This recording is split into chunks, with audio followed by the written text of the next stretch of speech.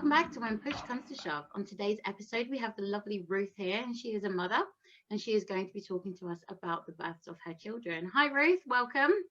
Hello. Thanks for having me. The floor is yours. Please tell us all about your births.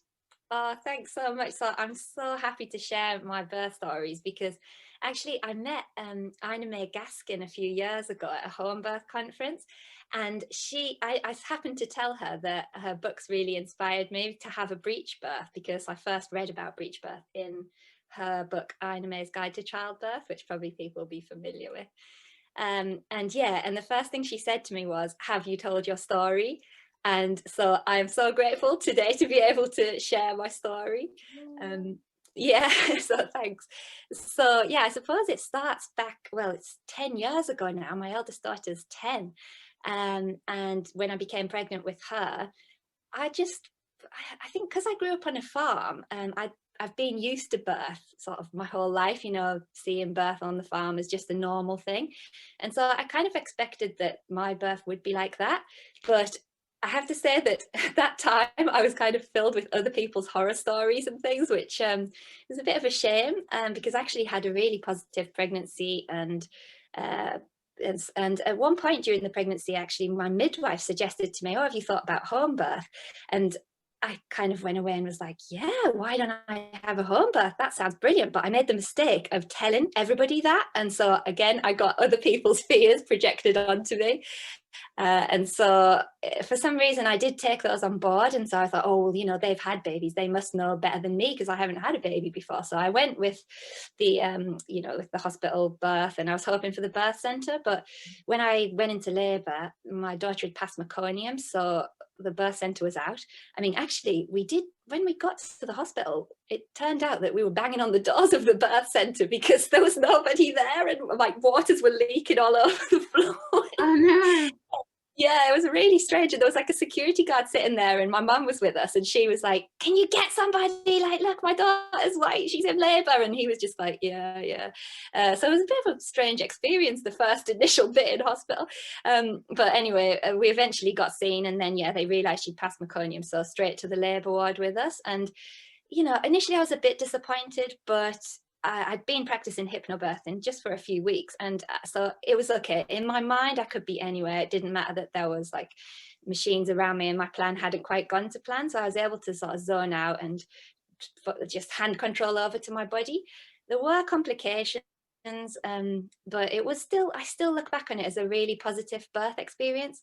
Although with hindsight, like there were certain things that happened that I now know wasn't ideal. Like the midwife was encouraging me to lie on my back for quite a lot of the labour, even though my whole body was screaming to be upright. Mm-hmm. So yeah, that wasn't ideal.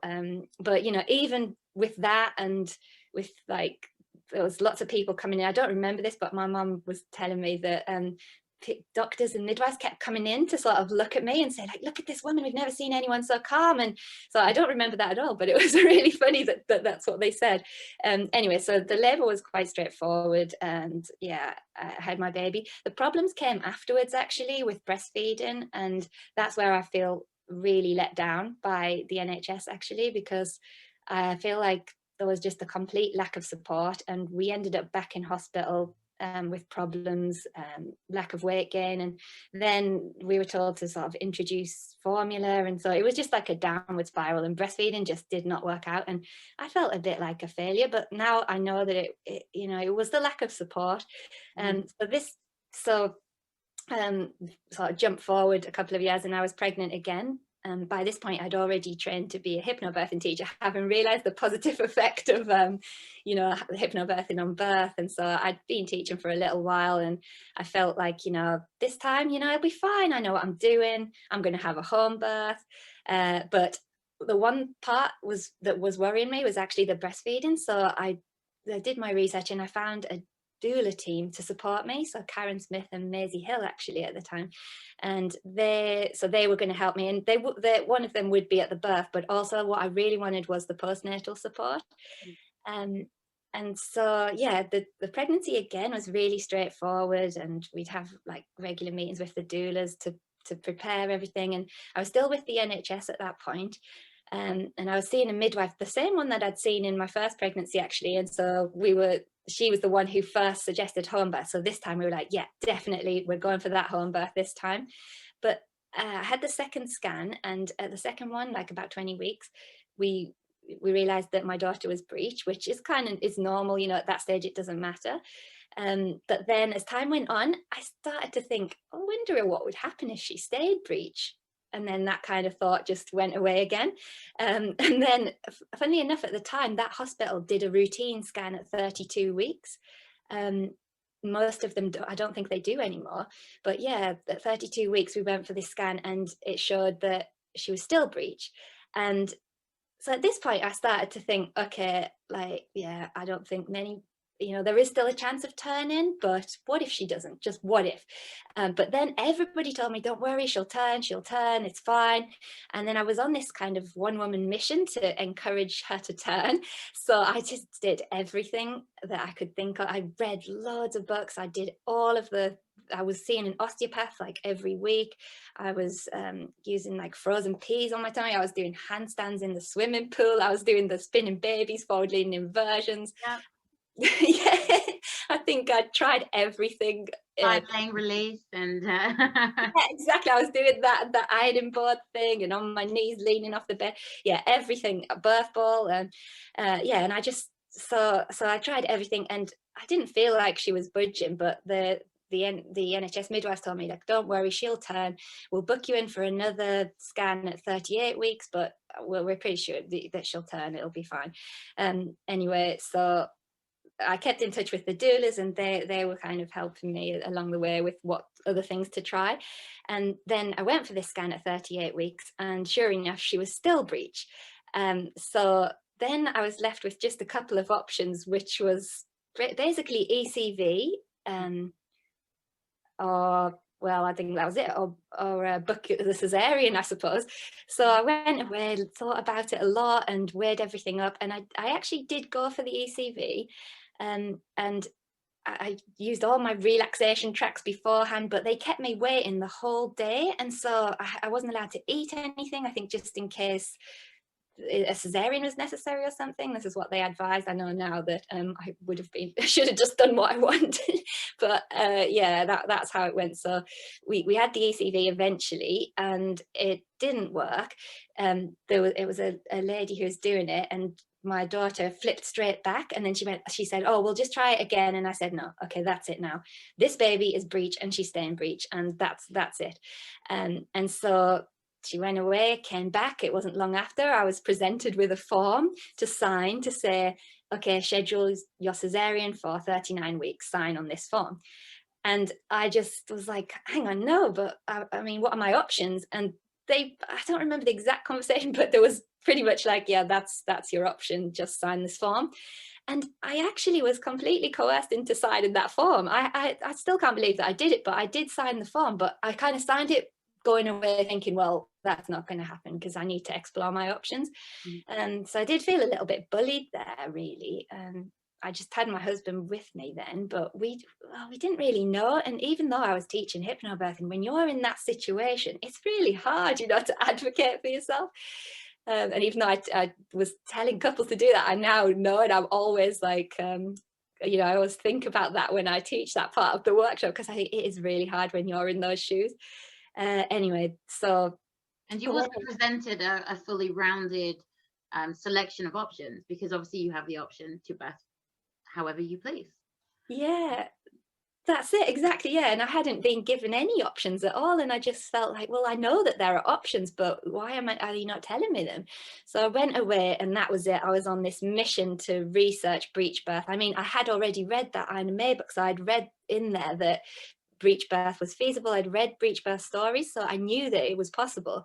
I didn't know anyone who'd had a breech birth. I mean, I talked to my dad, who's a farmer, and he has witnessed many breech births on the farm. You know, he's like, yeah, that's how lots of calves are born. And actually he was kind of like a resident midwife, because he did tell me, like, yeah, get that midwife on the phone, because when breech babies come, they come really quickly.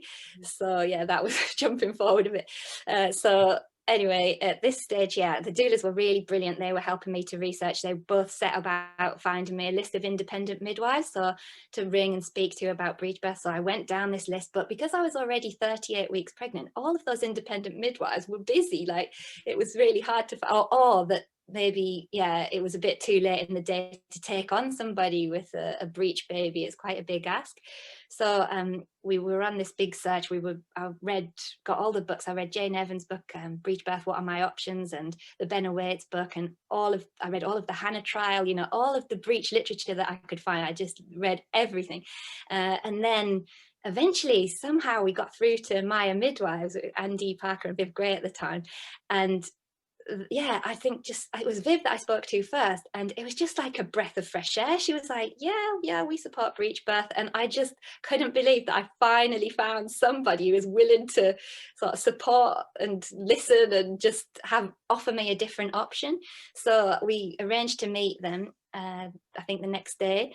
And on that day, I was actually shopping, and I just saw this card, and it said, everything will be okay in the end. If it's not okay, it's not the end. And that was like my little sign from the universe, like, okay, you've got this, just trust it. Because at that moment, the day before that, after that ECV, I felt like if I went into labor now, I don't know what I'd do, because I don't feel supported at all. And it's a bit like a deer trying to give birth with a tiger watching her, you know, that's just not going to happen. And so I really did feel completely unsupported. So yeah, so the next day, Viv and Andy turned up on our doorstep, and they were just like two angels in disguise. And Andy went through all of the information about breech birth. She told me all of the mechanisms, the ways that they support breech birth, if there's any complications, how they would deal with that. And both me and my husband, and my mum was there as well, we just felt like, wow, this woman knows what she's talking about. She knows that stuff. Yeah, we could really just breathe a sigh of relief, and we just felt completely safe in her hands. Like, she just knew what to do. And you know, she didn't skirt over anything. She told us like about the risks. We understood all of that. And she said, you know, you've got the option, if you want, you can have an ambulance on standby if you need to take you to the hospital. Because of course, at this point, there was no way we could have a breech birth in hospital, because we had been through all of this, and I'd spoken to the senior midwife there at that hospital. And this was a really major hospital in London, by the way. And I asked them, do you have anyone experienced in breech birth? And she said, like, very few people, like maybe a couple. And I said, okay, could one of those go on call for me? And she was like, no, I'm sorry, we can't do that. So like, there literally wasn't another option. Like, there wasn't another way. Anyway, having met Viv and Andy, I felt like, okay, this is the way now, because I feel much safer in those hands. And you wouldn't want to leave it to chance, I think, because, you know, having read about breech birth, I know that if they're going to come breech babies, they will come, but you know, there can be complications, there can be a reason why they're in the breech position. And so you want to have somebody who knows what they're doing to support you. So yeah, that was it. We booked them, and then I was kind of on a bit of a project relaxation to get over all the stress I'd just been through in the last few weeks. And yeah, so by this point I was already over 38 weeks. And so yeah, it took a bit of time. I was still practicing hypnobirthing every day, like sometimes 2-3 times a day. But because I was still under the care of the NHS, I had to go back there for appointments. I mean, now I know I probably didn't have to, but it was a bit like difficult. I think they thought I was some kind of cavalier or something. They had my name in lights, like, if this woman calls, just get her in. We need to get her in. And yeah, so Andy was coming and doing regular appointments like every day, every other day. But when I got to 40 weeks, she had to tell me about the risks of going beyond, even though, you know, it's an estimated due date. And I did get really upset at that point, because I think I was just like, okay, I know, even though I'm going through all of this, like, I may still need to have a cesarean. Like, it might need to be that way. And I did understand that, but I felt like really strongly that my body could do it, but I just needed the time and the space. And like, I had the support now, but I still needed time. And anyway, the time went on, and I actually got to 42 weeks. By this point, I'd already had consultant meetings, and one of them was really bad, where they were telling me, oh, the head will get stuck. And, you know, all of this fear that you just don't need at that point, especially if it's not based on fact, which it wasn't. Yeah, that really didn't help. And then, yeah, once I got to 42 weeks, I was starting to lose faith a little bit.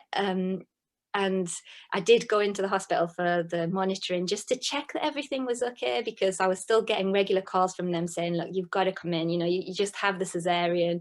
I mean, one midwife even said to me, look, Posh Spice had a cesarean and she was back in the gym in 2 weeks.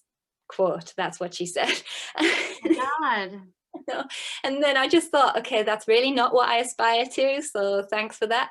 And then another midwife, while I was there having the monitoring, kind of came up to me and said, all we want is a healthy mum and a healthy baby.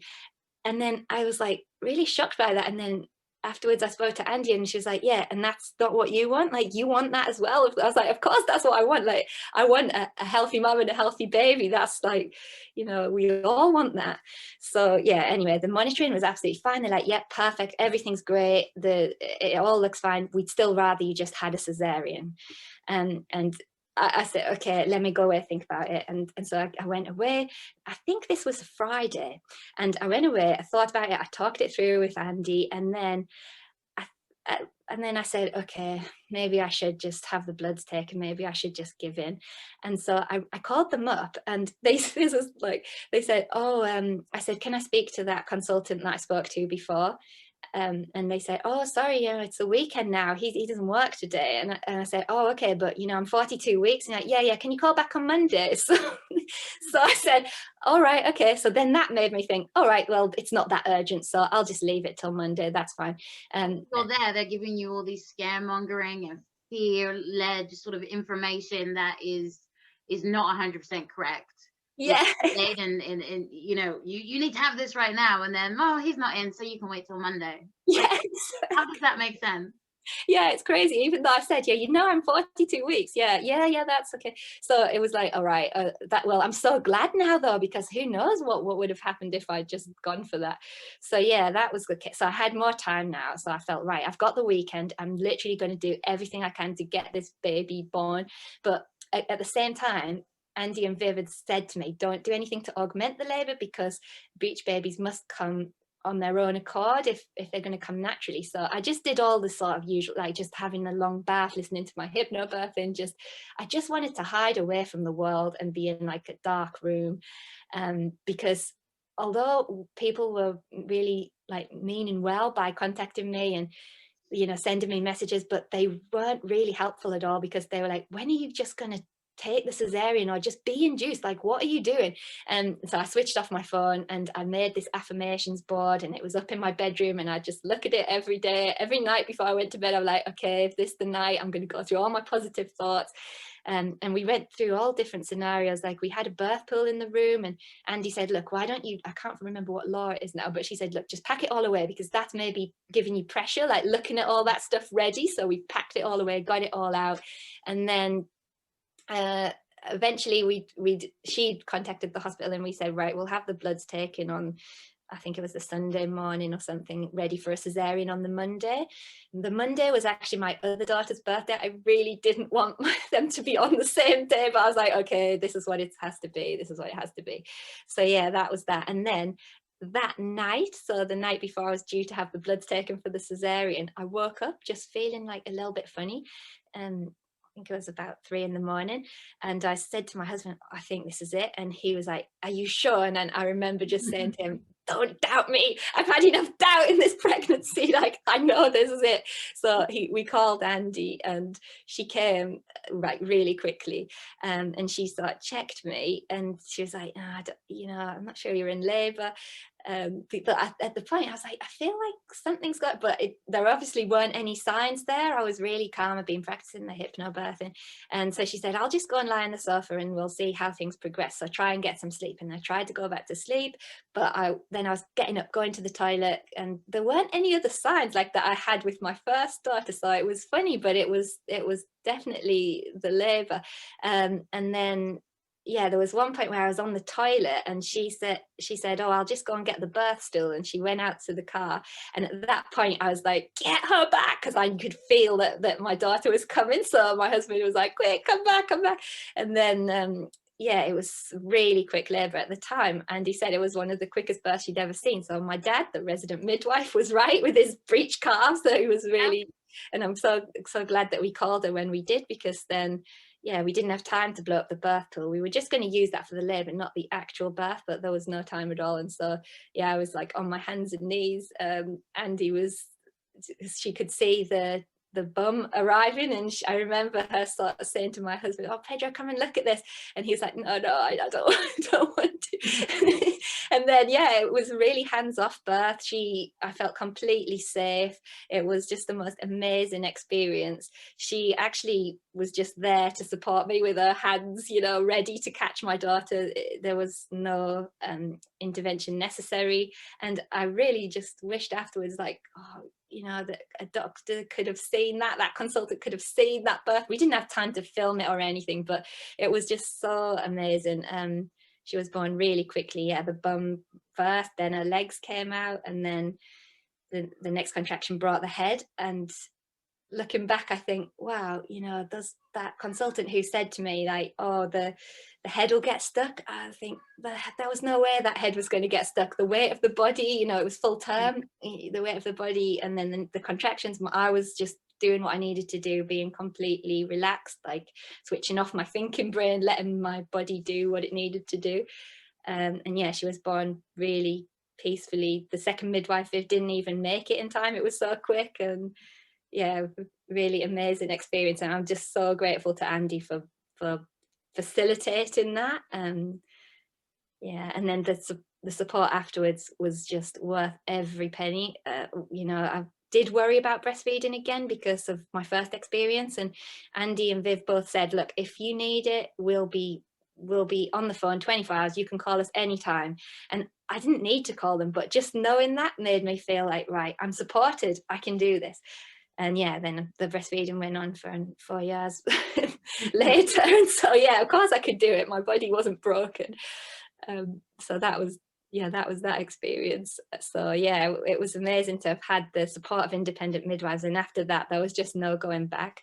So I became pregnant a third time much later on. So another, I think, 6 years later, and straight away I called Andy. I was like, okay, I want you this time. And that pregnancy didn't work out. It actually ended in miscarriage. But again, just the support that I had from Andy through a miscarriage was like amazing. I mean, I felt fully supported. Any questions I had, I could just ask her. She kept coming to check that I was all right. I was able to talk it through with her, and I didn't need to go to hospital. My body dealt with it all. And I actually felt really proud of my body for doing that. And I felt like an even stronger trust in it. And then a year later, I was pregnant again with our third and final daughter. So yeah, got Andy on board again. And then this pregnancy and birth is what I would just wish for my daughters and for every woman to experience a pregnancy care and support like that. It was really second to none. And I feel so sad that at the minute that can't happen. And I think that's why I really wanted to speak to you and to support what you're doing, because I just feel like, what would happen now if I was pregnant with a breech baby? Like, what would I do? There'd be a cesarean option or a free birth option, probably, if independent midwives can't practice. It's like a modern day witch hunt, and it's just really sad that this is, you know, we're the granddaughters of the witches they couldn't burn, and so it's up to us, isn't it, to try to save them, really, because yeah, I've got 3 daughters. I want them to have this option in the future. I want it for my friends, for my family, like every woman.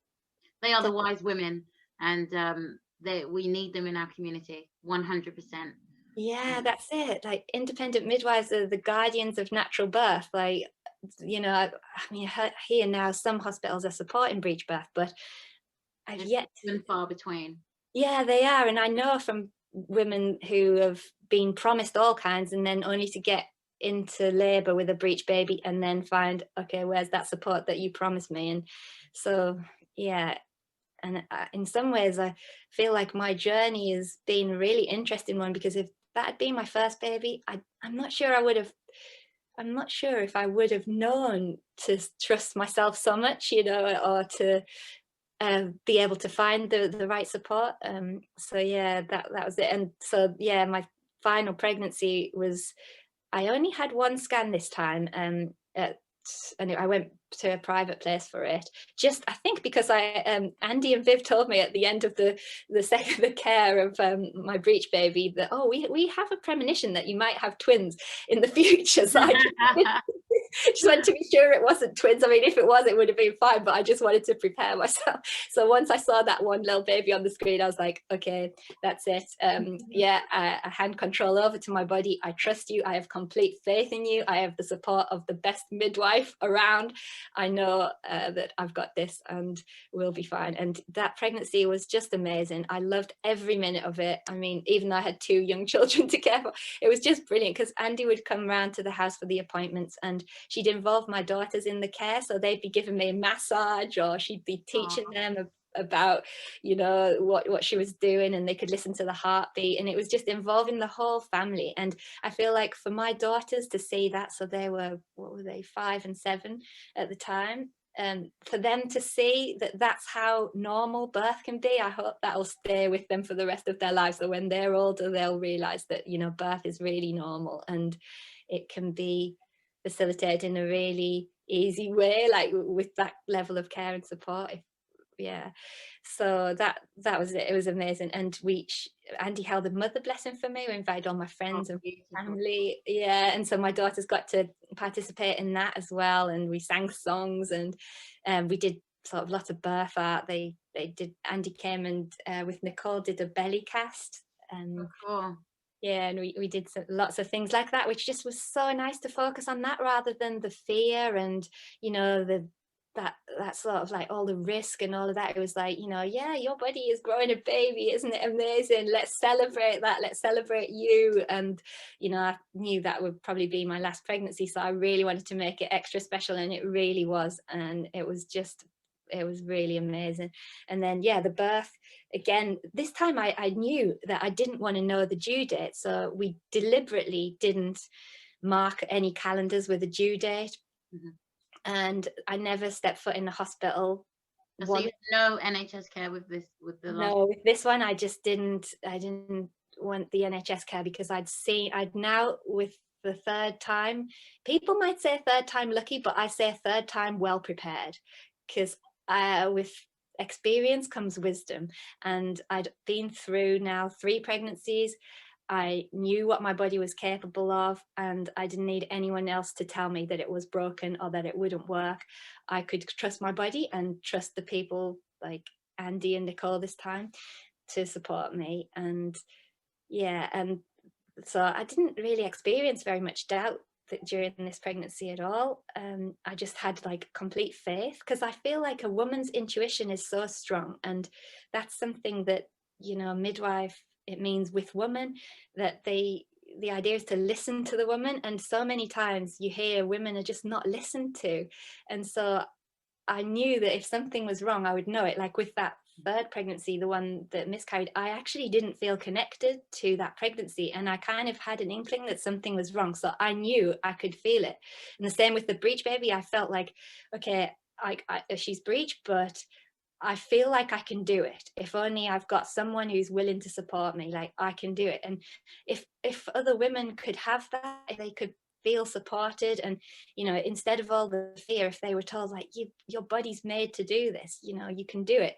Of course, like some breech babies do need to be born by cesarean, then we're lucky that we've got that service, but not all of them need to be. And so it's just to give a woman a chance, I think. The final birth was really even more quick than the breech birth. It was like an hour. An hour labor was and again Andy was there in a flash, so it was a similar thing to my second birth, is that I just got a feeling like something was wrong. And it was really amazing night to be born, because there was a big storm, and of course she was a rainbow baby after the miscarriage, so it was perfect that a rainbow baby would be born after a storm. And yeah, I woke up after the storm just needing the toilet, and I said to my husband, okay, this is it. And this time he knew not to doubt me, so he got straight on the phone to Andy, he filled up the birth pool and then she ready for this. Yeah, exactly, yeah. And she was there, I think it was about 2 a.m, and she got there in about 15 minutes, and then my daughter was born at 3, so that was really. Is that the picture that's behind you? Oh yeah, so that's the picture. Yeah, that's the one that's behind me. Yeah, and we didn't get to film it again, but I just love that image because that just sums up the whole birth experience, the pregnancy and everything. That was just like that image of just pure joy and relief, and like, yeah, this is my last baby and this experience was amazing, thanks to my midwives, thanks to Andy Parker. Yeah, and just being supported by all of my family and friends this time, because I think this time people couldn't question me because they're like, yeah, look, she's done it now, so she and so I hope that will, you know, inspire others that they can do it too. And I've spoken to a few ladies with breech babies, but one thing I do worry about, which I think Ellie mentioned, the obstetrician that Nikita interviewed, just that, you know, you can tell them they can do it, but they need the support. They need the support of somebody experienced, like an independent midwife, who can be there and can detect if there is something that's diverting from normal, that they can know what to do. And so when I talk to women with breech babies, I always like want to say that, you know, because it's hard to put your faith in like the NHS that may not be able to support them, and it's unlikely they will, because if the caregiver isn't confident, then that's it. You're not safe. It's not going to happen. Yeah. So yeah, that's it, I think. Wow, that's incredible. Oh, thank you. Incredible births, incredible stories. Thank you so much for sharing them with us. Oh, thanks, Carly. You know, it was a pleasure. Yeah, I'm happy to share.